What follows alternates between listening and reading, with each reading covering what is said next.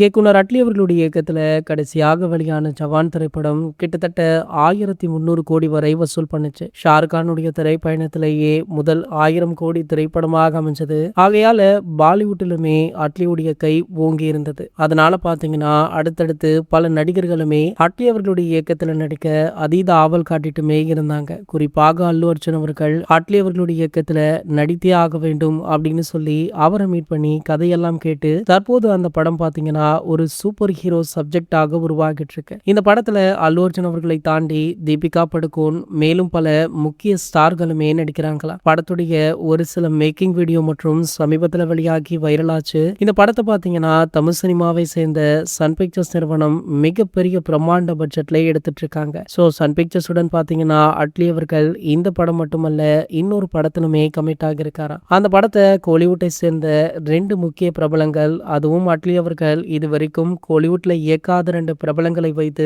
இந்த படத்தை எடுக்க முடிவு பண்ணிருக்காராம். அந்த 2 பிரபலங்கள் யார் யார் அப்படின்ற தகவல் தற்போது வெளியாகி வைரலுமே ஆகிட்டு இருக்கு. அந்த 2 பிரபலங்கள் ஒருவர் சூப்பர் ஸ்டார், மற்றொருவர் ஏகே அப்படின்னு சொல்லப்படுது. சமீபத்துல 2 பேரையுமே நம்ம அட்லி அவர்கள் சந்திச்சிருக்காரா. சந்தித்தது மட்டுமல்லாமல் கதை விவாதமுமே நடைபெற்றதாக சொல்லப்படுது. சோ கூடிய விரைவிலேயே ஏகே மற்றும் தலைவருடைய ரசிகர்களுக்கு நல்ல செய்தி வெளியாகும் அப்படின்னு ஆவலுடனுமே காத்துட்டு இருக்காங்க. இது போன்ற செய்திகளை பற்றி நீங்க உடனே தெரிஞ்சுக்க நம்மளுடைய சேனலை மறக்காம சப்ஸ்கிரைப் பண்ணிக்கோங்க.